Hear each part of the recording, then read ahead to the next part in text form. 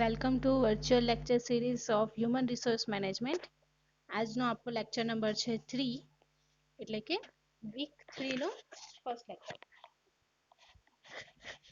Okay, હવે આ લેક્ચરમાં આપણે જોઈશું કે પહેલા આપણે શું ભણી ગયા છે. ઓકે, તો યુનિટ 1 આપણું ચાલે છે appreciate importance of human resource, એટલે કે હ્યુમન રિસોર્સના ઇમ્પોર્ટન્સને આપણે શું કરીએ, એપ્રિશિએટ કરીએ. રાઈટ, એપ્રિશિએટ એટલે કે વખાણીએ. તો કયા કયા ફેક્ટર્સ આપણે જોયા? તો પહેલું હતું impact of human factor on productivity, relationship between productivity and moral. બરાબર, હવે જોઈએ આજના ટોપિકમાં. તો આજનો ટોપિક આપણે બે પોર્શનમાં ડિવાઈડ કરેલો છે. ઓકે, જે ફર્સ્ટ પોર્શન ઇન્ક્લુડ કરે છે impact of human factor on industrial harmony and importance of providing time to time suitable training to manpower. બરાબર, ઇમ્પેક્ટ ઓફ હ્યુમન ફેક્ટર, બરાબર, કે ઇન્ડસ્ટ્રીયલ હાર્મની છે એની પર માનવ સંસાધનનું કેવી ઇમ્પેક્ટ પડે છે, કેવું એનું વર્તણૂક રહે છે. બરાબર, અને બીજું શું આવશે એમાં? તો કે importance of providing time to time suitable training. બરાબર, ટાઈમ ટુ ટાઈમ આપણે સુટેબલ ટ્રેનિંગ માનવ સંસાધનને આપવું જોઈએ, એનું શું ઇમ્પોર્ટન્સ છે. ઓકે, આ એ બંને ફેક્ટર્સ આપણે આ લેક્ચરમાં જોઈશું. ઓકે, અને નેક્સ્ટ લેક્ચરમાં, એટલે કે આજના જે આપણો સેકન્ડ લેક્ચર છે એમાં role model for a good supervisor અને job satisfaction meaning and factors affecting job satisfaction, એ બંને આપણે નેક્સ્ટ લેક્ચરમાં જોઈશું. બરાબર, ઓકે, એટલે આજના જે વિડીયો છે મેં બે પોર્શનમાં ડિવાઈડ કરેલો છે, એટલે કે લેક્ચર 1 એન્ડ લેક્ચર 2 ને આપણે બંને અલગ અલગ વિડીયોમાં જોઈશું. એટલે કે તમને ઇઝીલી રહે કે એક વિડીયો તમે આજે જોઈ શકતા હોય તો તમે આજે જુઓ, એન્ડ બીજો વિડીયો તમારે સન્ડે જોવો હોય, વધારે થોડાક ટાઈમ પછી જોવો હોય તો એ તમને જોઈ શકો એના માટે. ઓકે, તો આપણે આજનો લેક્ચર સ્ટાર્ટ કરીએ.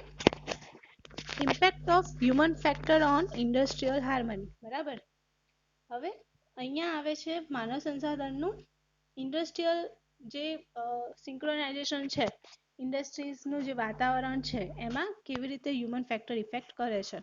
Okay, the human element in organization is represented by the human groups. બરાબર, કોના થ્રુ રિપ્રેઝેન્ટ થાય છે? તો કે હ્યુમનના ગ્રુપ્સ થ્રુ.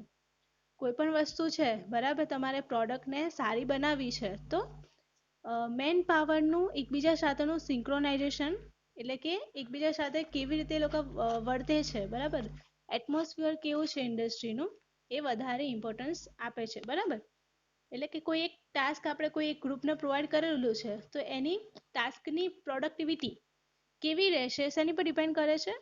તો કે હ્યુમન ગ્રુપ્સના ટાઈપ્સ પર. બરાબર, the interpersonal personal relationship in the form of superior, subordinate and peer is developed.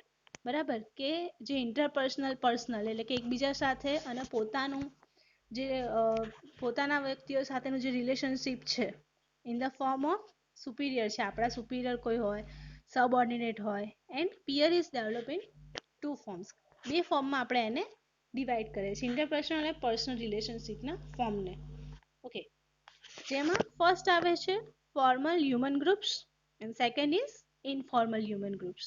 Okay, formal human groups શું બતાવે છે? તો કે જે આપણે ફોર્મલી બનાવેલું હોય એ ફોર્મલી, એટલે કે કાયદાકીય રીતે. બરાબર, ઇનફોર્મલ એટલે કે આપણે કોઈ મેથડ થ્રુ કે કોઈ પ્રોસિજર ફોલો કરીને આપણે બનાવતા નથી, એટલે એને ઇનફોર્મલ કહે છે.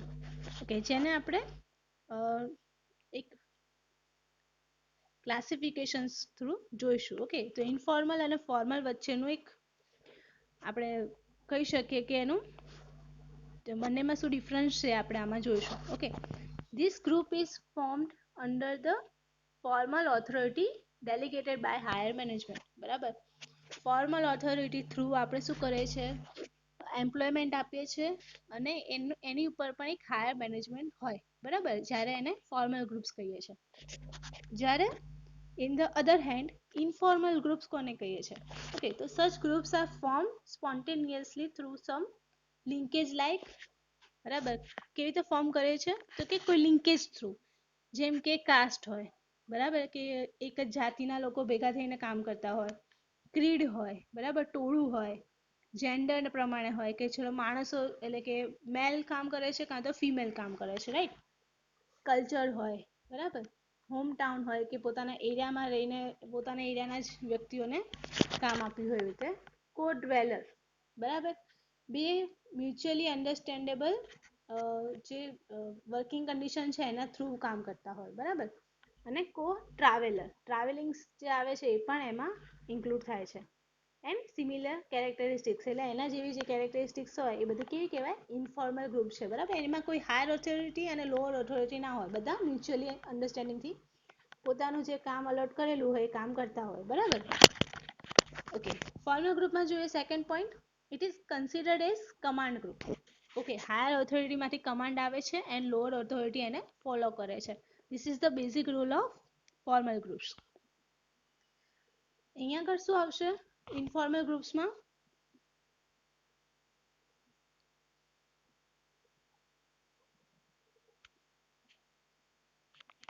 ઇન્ફોર્મલ ગ્રુપ્સમાં શું આવે છે તો કે ફ્રેન્ડશિપ ગ્રુપ કહી શકીએ આપણે, બરાબર. એકબીજાની ફ્રેન્ડશિપથી કે મ્યુચ્યુઅલ અન્ડરસ્ટેન્ડિંગથી એ લોકો એ જે ઓર્ગેનાઇઝેશન છે એને ઊભું કરેલું છે. Okay, it can also be formed under the authority of management. મેનેજમેન્ટની ઓથોરિટીની અંદર પણ આપણે ફોર્મ કરેલું હોય, કાં તો પછી એને મેનેજમેન્ટને રિક્રુટ કરીને ફોર્મ કરાવેલું હોય, બરાબર. જેમ કે કોઈ કન્સ્ટ્રક્શન છે, લાઈક તમારે પ્રોડક્શન છે, એમાં શું છે તો કે કોઈની પાસે પૈસા છે, તેણે શું કર્યું, શેર હોલ્ડર તરીકે પોતાના પૈસા કંપનીમાં રોક્યા, બરાબર. એ હાયર ઓથોરિટી ના કહેવાય. એના થ્રુ શું ચાલે છે, કંપનીના જે ફાઇનાન્શિયલ છે એ બધું ચાલે છે, પણ મેનેજમેન્ટને બધું કોણ કરે છે તો કોઈ જે હાયર ઓથોરિટી એને હાયર કરેલી હોય, બરાબર, એમ્પ્લોયમેન્ટ આપેલું હોય, એ એને કરાવતી હોય.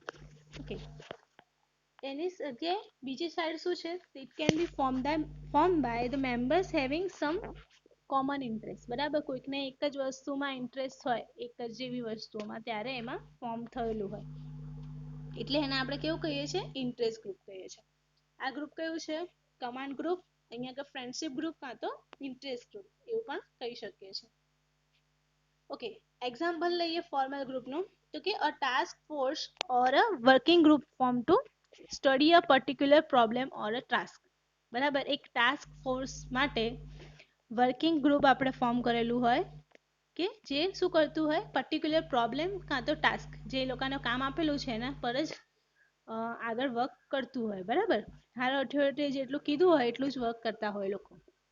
જેમ કે મેં તમને એક્ઝામ્પલ આપ્યું એમ, પ્રોડક્શન કંપની, કોઈ પણ માર્કેટિંગ તમે જોઈ લો તો એમાં શું હોય, હા, શેર હોલ્ડર, પછી સીઈઓ, પછી નીચેની એની લોઅર ઓથોરિટી, બરાબર. એવી રીતે ફોર્મલ ગ્રુપ્સ પ્રેઝન્ટ થાય, બીકોઝ એની એક લિંક હોય, જેમ કે એક પિરામિડ જેવું કન્સ્ટ્રક્શન થાય, બરાબર.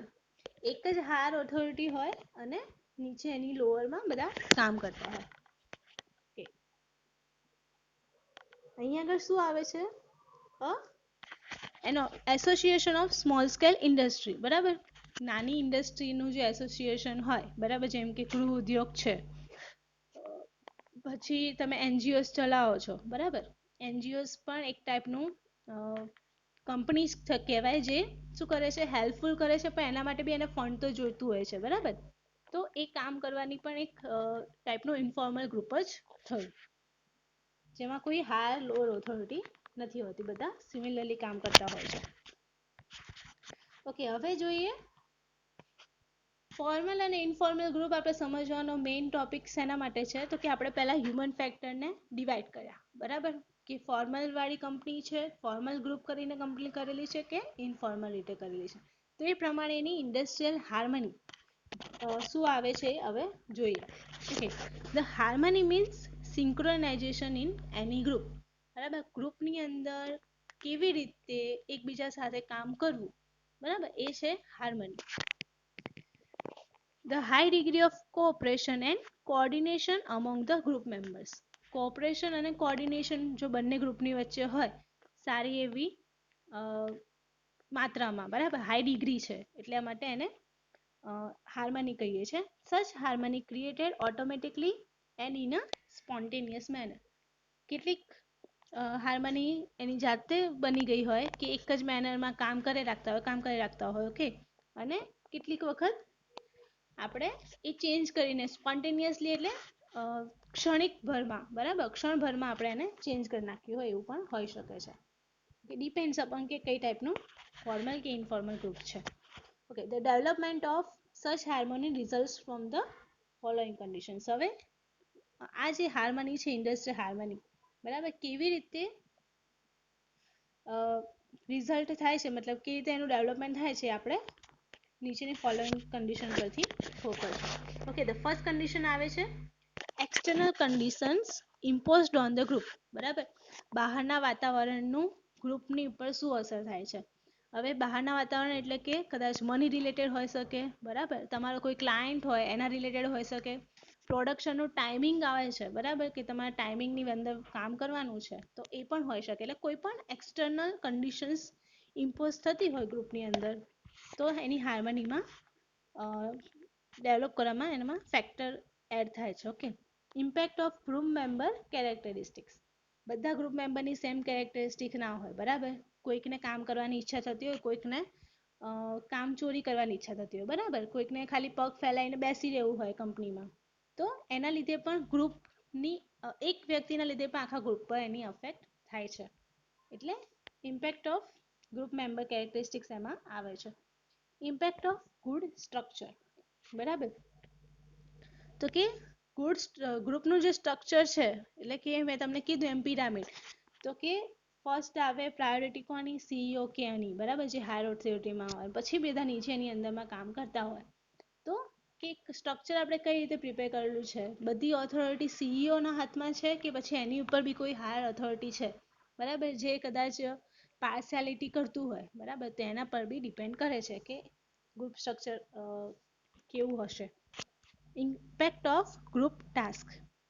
ઇન્ડિવિજ્યુઅલ ગ્રુપ વાઇઝ જે ટાસ્ક આપેલું છે, બરાબર, કઈ ટાઈપનું છે, કોણ કરશે, બરાબર, પછી એવું ના થાય કે તમે એક જ વ્યક્તિને બધું કામ આપેલું હોય અને એ જ વ્યક્તિ કામ ના કરે. ઓકે, તો આખું જે મેનેજમેન્ટ કરેલું હશે એ બગડી જશે, બરાબર. તો એવી રીતે પણ આપણી ઇન્ડસ્ટ્રીના હાર્મની ડેવલપ થતા રોકે કાં તો વધારી શકે છે. ઓકે, તો this are the factors for development of such harmony. બરાબર. Last one is impact of group decision making. બરાબર, impact of group decision making કે આપણે ગ્રુપમાં જે ડિસ્કશન કરેલું છે, તો કોના ફેવરમાં ડિસિઝન મેકિંગ કરેલું છે, કોણે કરેલું છે, એ પણ એમાં ઇન્વોલ્વ થાય છે. ઓકે, નેક્સ્ટ જોઈએ આપણે importance of providing time to time suitable training to manpower. Industrial harmony જોઈ લીધી, બરાબર, તો હવે જોઈએ કે time to time suitable training આપણે મેન પાવરને આપીએ છીએ, હ્યુમન રિસોર્સને આપીએ છીએ, તો એની આખા ઇન્ડસ્ટ્રી પર શું ઇમ્પેક્ટ આવે છે, બરાબર, ટ્રેનિંગ કેમ એટલો મહત્વ ધરાવે છે કોઈ પણ ઇન્ડસ્ટ્રીમાં. ઓકે, તો first keep it always in mind that every person is a full of potentialities. બરાબર, દરેક પર્સનની અંદર પોતાની પોટેન્શિયાલિટી, કામ કરવાની મહત્વકાંક્ષા હોય જ છે, બરાબર. એ તમારે પહેલા માઇન્ડ મતલબ કોઈ પણ તમે જગ્યાએ તમે જાઓ છો તો એ તમારે યાદ રાખવાનું. તમે કદાચ આગળ જઈને કોઈ હાયર ઓથોરિટીમાં હશો તો એ પોઝિશન પર તમારે એ વસ્તુ યાદ રાખવી પડશે. Okay, and this can be develop through time to time training. બરાબર, એ પોટેન્શિયાલિટી શું થાય, કોઈ વખત મોરલ ડાઉન થઈ ગયું, મોરલ આપણે લાસ્ટ લેક્ચરમાં જોયું, બરાબર, મોરલ ડાઉન થઈ ગયું હોય કોઈ પણ વ્યક્તિનું, તો શું થશે, ટાઈમ ટુ ટાઈમ ટ્રેનિંગ આપવી એને જરૂર પડે છે કે એનું મોરલ ફરીથી આવી જાય. ઓકે, હવે કોને જરૂર છે ટાઈમ ટુ ટાઈમ ટ્રેનિંગ, બરાબર, who needs time to time training, તો ફોર એવરી પર્સન. કોઈ એવું નથી કે જેને ટ્રેનિંગ ના જરૂર પડે, બરાબર, બધા જ પર્સનને કોઈ ના કોઈ પોઈન્ટે, કોઈ ના કોઈ સ્ટેજે ટ્રેનિંગ આપવી પડે છે. બિકોઝ પહેલા જમાનો હતો કે આપણે બધું શું કહેવાય, ઓફલાઈન કરતા હતા, બરાબર, હવે ઓનલાઈન થઈ ગયું છે, તો ઓફલાઈનમાંથી સડનલી ઓનલાઈનમાં આવું તો એમાં પણ એક ટ્રેનિંગની જરૂર પડે, બરાબર. તમને ડાયરેક્ટ એમ કહી દેવામાં આવે કે કાલથી તમારે ઓનલાઈન વસ્તુ કરવાની છે જે તમે ઓફલાઈન કરતા હતા, બરાબર. થોડા દિવસ ડિફિકલ્ટ પડશે જો તમને ટ્રેનિંગ પ્રોપર નહીં મળી હોય તો, બરાબર. અને સિંક્રોનાઇઝેશન જે કામનું છે એ અટકી જશે. તો એના માટે every person is needed two train, બરાબર. For every person who is exposed to a new type of work or new type of environment, જે મેં વાત કરી એ શું કહેવાય, એક ટાઈપનું એન્વાયરમેન્ટ થયું, બરાબર. COVID-19ના પેન્ડેમિકના લીધે એ એન્વાયરમેન્ટ ઊભું થયું છે, તો કે જેના લીધે તમારે વર્ચ્યુઅલ લેક્ચર્સ ભરવા પડે છે, બરાબર. જે તમને હોપફુલી કદાચ કેટલાક સ્ટુડન્ટ્સને ફાવી ગયું હોય અને જો કેટલાક સ્ટુડન્ટ્સ એમાં ગભરાતા હોય કે ના ફાવતું હોય, બરાબર. તો એ એન્વાયરમેન્ટ પર ડિપેન્ડ કરે છે. Even refresher training required for experience persons and executives, બરાબર. જે એક્સપિરિયન્સ પર્સન્સ છે, બરાબર, એમને પણ, અને એક્ઝિક્યુટિવ્સ છે એમને પણ એક રિફ્રેશર ટ્રેનિંગ કે કંઈક નવું સ્ટાર્ટિંગ કરવું હોય, બરાબર. તમારે એક પોઝિશન તમે લઈ લીધી તમારા માર્કેટમાં, બરાબર, પણ હવે એક સ્ટેપ તમારે આગળ વધવું છે, તો એના માટે બી એવરી પર્સન એ વખતે પણ ટ્રેનિંગની જરૂર પડે છે. If a person have a strong willingness to learn, હવે અહીંયા શું આવે છે કે સ્ટ્રોંગ પર્સન પાસે સ્ટ્રોંગ વિલિંગનેસ હોય, ભલે એને કામ કરવાની બહુ જ બધી ધગશ હોય, બરાબર, નવું નવું શીખવાની ધગશ હોય, તો પણ એને એક પોઈન્ટ માટે કાં તો up to the last breath of life, બરાબર, એને શીખતા રહેવું પડે. જેમ કે છે ને કે શીખતા રહો તો તમે ક્યારે તમને પ્રોબ્લેમ ના આવે. કંઈ ને કંઈ નવી વસ્તુઓ શીખતા રહેવું એ આપણો પરિવર્તનનો એક પાર્ટ છે. Okay, part of a changes.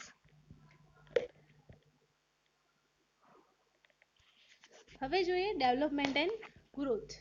કેવી રીતે થાય છે કોઈ પણ વસ્તુનું ડેવલપમેન્ટ અને ગ્રોથ. ઓકે, તો વસ્તુ એટલે અહીંયા આગળ આપણે લઈએ છીએ એઝ અ મેન પાવર, કે એનું ડેવલપમેન્ટ અને એનું ગ્રોથ કેવી રીતે થાય છે. તો મેન પાવરને આપણે શેના માટે શીખી રહ્યા છે આ વસ્તુ, તો કે ટ્રેનિંગ આપવા માટે પહેલાં તો એનું ફિઝિકલી અને મેન્ટલી કેટલો ગ્રોથ થયેલો છે એ ડિપેન્ડ કરે છે. ઓકે, તો ડેવલપમેન્ટ એન્ડ ગ્રોથની વાત કરીએ તો કે physically growth and mental growth can be described by following equation. એના આપણે 4 equations લઈએ છીએ, જેમાં ફર્સ્ટ આવે છે ઇન્ટેલિજન્ટ કોશન્ટ, બરાબર. જેમ જેમ ઇન્ટેલિજન્ટ એજ વધતી જાય એમ એમ આપણી ફિઝિકલ એજ શું થાય છે, ઇન્ટેલિજન્ટ કોશન્ટ વધારવા માટે ફિઝિકલ એજ આપણી એની ડિવિઝનમાં આવે છે, બરાબર. કે જેમ એજ વધશે એમ તમારું ઇન્ટેલિજન્સથી ઓછી થતી જશે. તમારી સૌથી વધારે ગ્રહણ કરવાની શક્તિ કઈ હોય, કયા ટાઈમની હોય, તો કે તમે અત્યારે જે ભણી રહ્યા છો એ ટાઈમની, બરાબર.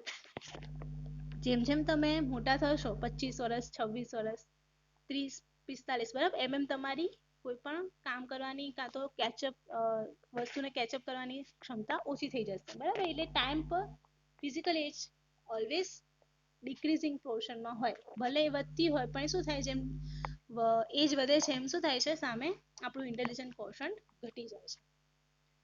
ઇમોશન કોશન્ટ સેમ એવી જ વસ્તુ, કે આપણા જે ઇમોશન્સ છે, બરાબર, કામ સાથેના કે પછી વ્યક્તિઓ સાથેના, બરાબર, એ પણ ફિઝિકલ એજ સાથે ઘટે છે. સ્પ્રિન્ટલ એજ, બરાબર, કે જે પોઈન્ટ પર તમે શું કહેવાય તમારી એબિલિટી બતાવો છો, બરાબર, એની પણ એજ એક હોય. જેમ કે 20 થી 30નો ગાળો છે એ તમારી એબિલિટીને પ્રૂવ કરવાનો ગાળો છે. 30 થી 35માં તમે શું કરશો, ત્યાં આગળ એસ્ટાબ્લિશ થશો. 35 થી 40માં તમારે શું કરવાનું હોય, તો કે સ્ટેબલ થવાનું હોય, બરાબર ને. તો સ્પ્રિન્ટલ એજ પણ ફિઝિકલ એજની સાથે ઘટી શકે છે. હવે જોઈએ એક્યુ.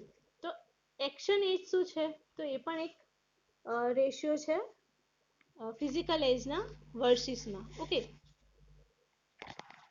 એક્શન એટલે કે કામ કરવાની ક્ષમતા. ઓકે, 4 પોર્શન્સ આવ્યા. એક તો ઇન્ટેલિજન્સી, ગ્રહણ કરવાની શક્તિ, ઇમોશન્સ, બરાબર, કામ કરવાની મહત્વાકાંક્ષા, સ્પ્રિન્ટલ એટલે કે આપણે જે કામ કરીએ છીએ એની એક પોઈન્ટ કે જ્યાં આગળ એ રાઇઝ થાય છે, બરાબર. અને એક્શન એજ, જે ટાઈમમાં આપણે કામ કરી શકીએ છીએ, બરાબર. 50 વર્ષ પછી તમને કહો છો કે તમારે નવું કામ કંઈ શીખવું છે તો તમે કરી શકશો નહીં. ઓકે, એટલે ફિઝિકલી ગ્રોથ અને મેન્ટલ ગ્રોથ ડિપેન્ડ કરે છે કોની સાથે, તો કે ફિઝિકલ એજની સાથે. આપણી જે એજ થાય છે એની સામે સામે આપણું જે કોશન્ટ એટલે કે આપણી પર્સન્ટેજ જે છે ઇન્ટેલિજન્સીના, ઇમોશનલના, સ્પ્રિન્ટલના, એક્શનના, બધા લો થતા જાય છે. ઓકે, એટલે અત્યારે તમારો ટાઈમ છે કે જેટલું બને એટલું તમે કેચઅપ કરતા રહો, બરાબર. તમને એટલા માટે જ આટલો પીરિયડ જે 18 વર્ષ 20 વર્ષ છે એ તમને સ્ટડી માટેનો આપેલો છે, બરાબર, કે જ્યારે તમે કેચઅપ કરી શકો ભણવાનું, પછી તમે આગળ જઈને એને ઇમ્પ્લાય કરી શકો. ઓકે, લર્નિંગ એન્ડ એક્સપિરિયન્સની વાત કરીએ. ઓકે, તો કે ગ્રાફ આપણને બતાવે છે number of trials of attempts at learning અને એનું પરફોર્મન્સ, કે કેટલા આપણે ટ્રાયલ્સ આપણે આપીએ છીએ અને સામે એનું પરફોર્મન્સ કેટલું છે. તો કે સ્ટાર્ટિંગમાં આપણું કેવું હશે, સ્લો પરફોર્મન્સ હશે, બરાબર. પછી જેમ જેમ ટ્રાયલ્સ વધતા જાય એમ આપણું એક્સેલરેશન એટલે કે એમાં કોન્સ્ટન્ટ વધારો જ વધારો થતો જાય, બરાબર. પછી શું થઈ જાય છે, એક જગ્યાએ જઈને સ્ટેબલ થઈ જાય છે, એક જ ફ્લોમાં વધે રાખે આપણું પરફોર્મન્સ પણ અને આપણા ટ્રાયલ્સ પણ, બરાબર. અને એક એજ આવે ત્યારે આપણે શું કરી નાખીએ છીએ, આપણે એને એચીવ કરી નાખીએ છીએ, એટલે કે યુ ડીડ ઇટ, બરાબર. લર્નિંગ અને એક્સપિરિયન્સની વાત છે, પછી તમારે બહુ બધા આઇટમ્સ ના આવે. ઓકે, એટલે જો તમે સ્ટીપ એક્સેલરેશન ઝોનમાં છો તો તમારા નંબર ઓફ ટ્રાયલ્સ ઓછા હશે અને પરફોર્મન્સ તમે વધારે આપતા હશો.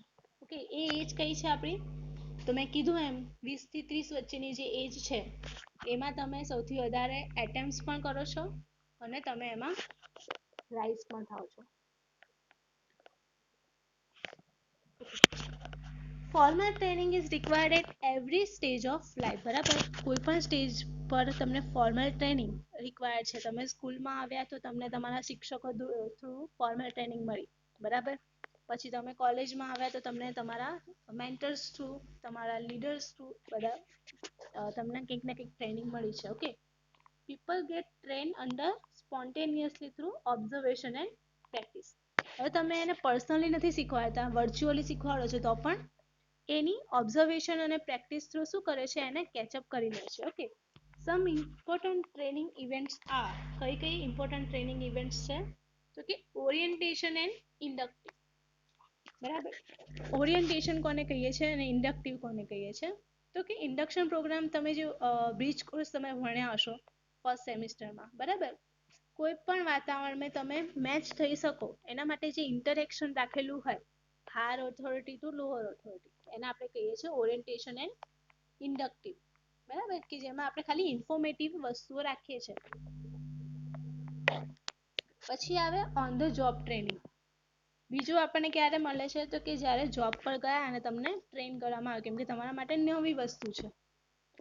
પછી training through seminars, role play and case studies. પછી ધીમે ધીમે તમે જાતે પોતાની રીતે સેમિનાર્સ ફોલો કરતા થયા. રોલ પ્લે એટલે કે તમારું કોઈ વ્યક્તિ છે જેની પર તમારી મહત્વાકાંક્ષા, મતલબ તમારું આખી શું કહેવાય એટેન્શન રહેલું છે, બરાબર. જેમ કે સેલિબ્રિટીઝનું વધારે હોય, બરાબર. કોઈ સેલિબ્રિટી શું કરે છે એ તમારા રોલ મોડલ થઈ જાય, બરાબર. એકચ્યુઅલી રોલ મોડલ કોણ હોવા જોઈએ, તો કે આપણને આગળ જવા માટે હેલ્પફુલ થતા હોય એ, બરાબર. આપણને કોઈ નવું શીખવાડી શકતા હોય એ.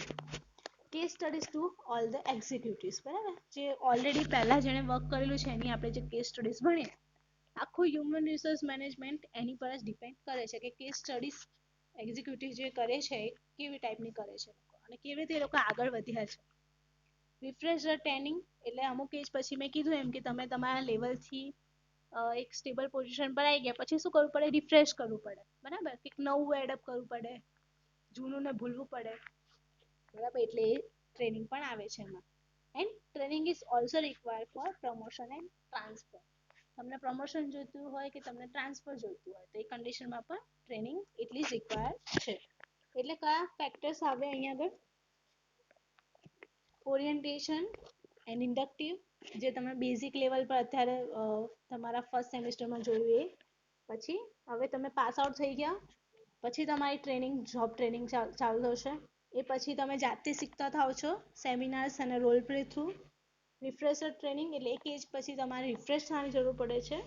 And training is also required for promotions and transfers. Okay, this is all for lecture 1. આજનું જે લેક્ચર 1 છે એનું આપણે ક્વેશ્ચન જોઈ લઈએ કે differentiate formal group versus informal groups.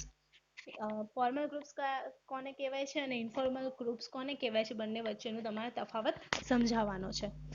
Hopefully lecture તમને અ, થોડોક મહત્વપૂર્ણ લાગ્યો હોય બીકોઝ આ બધું તમે અત્યારના બેઝ પર સમજશો ને તો તમે આગળ જઈને જ્યારે પોતાના બેઝ પર કંઈક કરવાનું આવશે તો તમે સારી રીતે એને જો સાંભળેલું હશે ને સમજેલું હશે તો તમને એ વસ્તુ આગળ જતા કામ લાગશે એવી છે. બરાબર. સબ્જેક્ટ તમારા જે બીજા પ્રેક્ટિકલી સબ્જેક્ટ છે એના જેવો નથી પણ આ બધી થિયરી શેની છે તો રિયલ લાઈફમાં તમારે એને એડોપ્ટ કરવાની છે. બરાબર. તમે એક વખત એ તમે જીવતા શીખી જશો તો તમને લખતા પણ આવડી જશે. બરાબર. એક્ઝામ પૂરતું આપણે એને ભણવાની જરૂર નથી. આ સબ્જેક્ટને આપણે મેઇન ગ્રહણ કરવાની જરૂર છે. ઓકે. ક્યાં સુધીમાં સબમિટ કરવાનું છે કે તો મંડે સુધીમાં તમારી પાસે ટાઈમ છે. સબમિટ કરો અને તમારા અત્યાર સુધી કોઈ બી સબમિશન નથી આવ્યા તો આઈ હોપફુલ કે તમારા નેક્સ્ટ વીકમાં તમારા એક જેટલા પણ સ્ટુડન્ટ્સ હોય એટલાના આવે. બરાબર. ઓકે. બીજો જે લેક્ચર છે આપણો આજનો જ ઓકે એમાં આપણે શું જોઈશું તો role model for a good supervisor અને job satisfaction meaning and factors affecting job satisfaction. બે આપણે પોર્શન આ લેક્ચરમાં કવર કર્યા છે. બીજા બે આપણે બીજા લેક્ચરમાં. એટલે તમને જ્યારે પણ પોસિબિલિટી હોય તમે એ ટાઈમે તમારા રીતે બંને લેક્ચર્સને કમ્પલસરી તમારે જોવાના છે આજના દિવસના. ઓકે.